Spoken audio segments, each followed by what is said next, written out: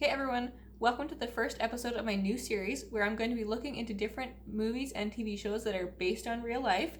And of course, we've all seen shows or movies that say they're based on true events, and then you do your research afterwards, and the true story is nothing like they showed.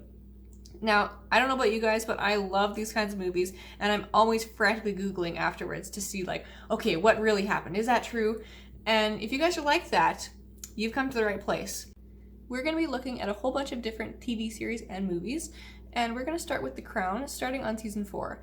Obviously, I realize there are 3 previous seasons, but I feel like season 4 is the most relevant, and it's also the most interesting.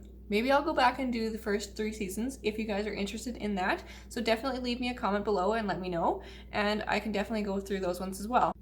Now, season 4 is a bit different than the previous seasons because it only took place in the 80s, so a lot of the people watching were alive during that time. It was also the beginning of big media, paparazzi, and the 24-hour news cycle, which means that all of these events were covered in great detail in real time. Now, that doesn't mean everyone knows or watched it, because if you were like me and you were not born yet, or if you are like many other people who were just too busy with their lives at the time to pay attention to any of that stuff, this season is really interesting because we can go into so much more detail of what is going on. There was a lot going on with not only the royal family, but with the whole country. This is a time of huge change and upheaval for the whole country, as we're going to see. Now, of course, this means that Netflix had to be extra careful getting everything right and sticking to the true story. Were they successful? Let's find out. So, this episode starts off right away with the Troubles. This was a very real thing that happened in the 70s and 80s for those of you that are not familiar. Basically, it was a group, we would call them domestic terrorists today, that were attacking British soldiers and their own people fighting for the independence of Ireland from the UK. There's not much to fact check here. They were very real, and we will see a little bit more about them in future episodes, and you can definitely do some research on your own about that. That's not really the point of this episode, so we're not going to get too far into it. Somehow this is much farther down on the royal family's list of concerns than Prince Charles' dating life, but they were very much happening at this time period, and they're in full swing at the beginning of this season.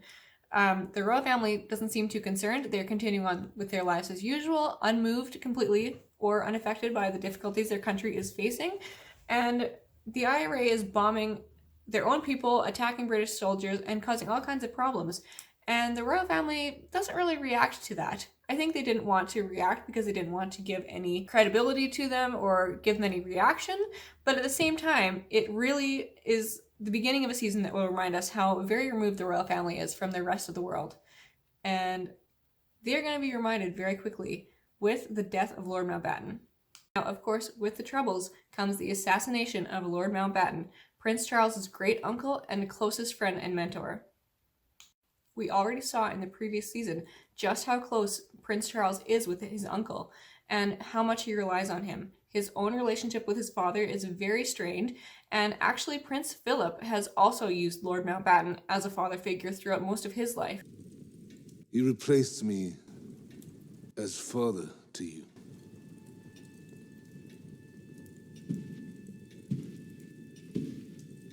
Then you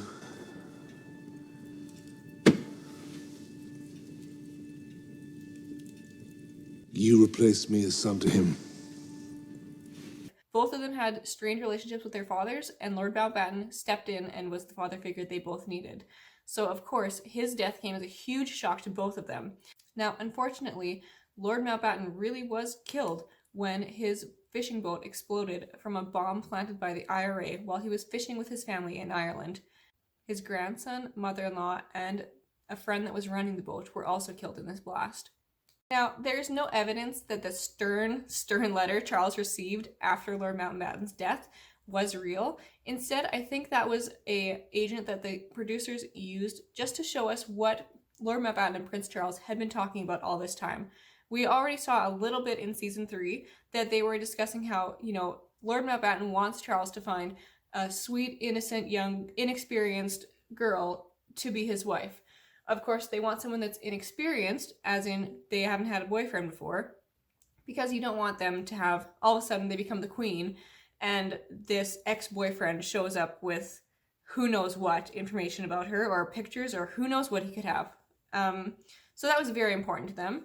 And of course, finding someone that is young and inexperienced in other ways is also good for Charles, because it means that she will be easier for the royal family to mold into the queen and the woman that they want her to be, whether or not that's going to be good for her. Now, this man was born in the early 1900s. What Prince Charles was doing taking his dating advice in the 1980s, we will never know. Add to that Lord Mountbatten did not have a stable personal life of his own, and it's no surprise this thing went off the rails. Lord Mountbatten and his own wife were rumored to have both had numerous affairs throughout their marriage, especially his wife. The Crown kind of alludes to this when he tells Queen Elizabeth that Prince Philip, is far too wild for her to ever control, and he kind of hints that if you love someone enough, you will look past any of those issues. So I don't know what he thought he was doing, telling Prince Charles what he should do with his life, or what Charles was thinking, taking his advice, but that's what happened. History has shown us that Princess Diana, while being all of those things, young, sweet-tempered, innocent, inexperienced, they were unable to control her. Next up, we have a really cute scene where Charles and Diana meet for the first time. He's at her family home, and she comes in dressed as a little tree. She's been, told by her sister not to be seen, don't you dare be seen by him, and she just kind of sneaks through, and later on, because that's the only way that she could possibly get through the house, but of course, her older sister Sarah later tells Charles, yeah, she actually could have gone around a different way, she just wanted to see you. So Charles is obviously very flattered by this.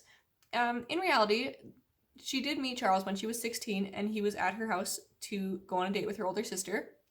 She was 16, and he was 29 by then, so that's a little scary. As well as the fact that he was there to date her older sister, which again, kind of a yikes on that, but they moved past it, so will we. They also may have met a little bit earlier in their lives, because Diana often played with his younger brothers, and their families have been connected for many years.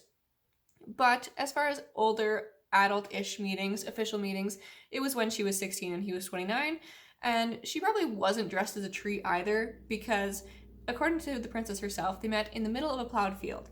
So they probably were wearing hunting gear or something boring like that.